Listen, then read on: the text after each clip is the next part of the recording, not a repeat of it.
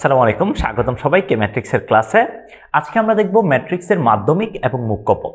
ধরো তোমাকে একটা ম্যাট্রিক্স দেওয়া আছে, ফর এক্সাম্পল আমি র্যান্ডম একটা ম্যাট্রিক্স নিচ্ছি 4 9 6 7 8 10 11 12 13, এরকম একটা ম্যাট্রিক্স আমাকে দেওয়া আছে। আমাকে যদি বলে এই ম্যাট্রিক্সের মুখ্য পদ কোনটা, এই ম্যাট্রিক্সের মাধ্যমিক পদ কোনটা, সো মুখ্য পদ এবং মাধ্যমিক পদ এই জিনিসটা বের করার আগে আমাদের আগে চিনতে হবে মুখ্য কর্ণ কি জিনিস আর হচ্ছে মাধ্যমিক কর্ণ কি জিনিস। মুখ্য কর্ণ মানে হচ্ছে তুমি যদি এখানে একটা বর্গক্ষেত্র চিন্তা করো, তাহলে প্রথম বুক্তি দিয়ে যে কর্ণটা যাবে, প্রথম বুক্তি দিয়ে যে কর্ণটা থাকবে এটাকে আমরা বলবো এটা হচ্ছে মুখ্য কর্ণ। মুখ্য কর্ণ। আর মুখ্য কর্ণের বিপরীতে যে কর্ণটা থাকবে, এই যে কর্ণটা আছে এটাকে বলবো আমরা, এটা হচ্ছে মাধ্যমিক কর্ণ। এটা হচ্ছে মাধ্যমিক কর্ণ। এখন আসো মুখ্য পদ কি জিনিস ভাইয়া, মাধ্যমিক পদ কি জিনিস। যদি তোমাকে বলে মুখ্য পদ কি জিনিস, তাহলে মুখ্য পদ মানে হচ্ছে মুখ্য কর্ণের যে বুক্তিগুলো আছে, মুখ্য কর্ণের বুক্তিগুলোর গুণফল।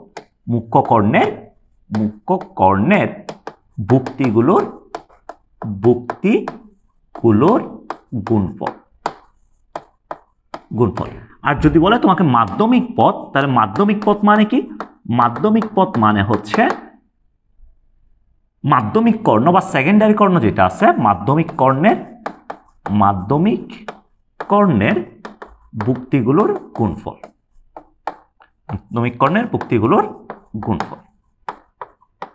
তাহলে যদি আমি তোমাকে বলি এই কর্ণের মধ্যে মাধ্যমিক পদ কোনটা, মুখ্য পদ কত, তাহলে তুমি বলবা এই কর্ণের জন্য মুখ্য পদ সমান হবে এই ম্যাট্রিক্সের জন্য 4 × 8 × 13, এটা হচ্ছে মুখ্য পদ। যদি তোমাকে বলি এই ম্যাট্রিক্সের জন্য মাধ্যমিক পদ কত, তাহলে মাধ্যমিক পদ সমান হবে 11 × 8 × 6, এটা হবে আমাদের মাধ্যমিক পদ।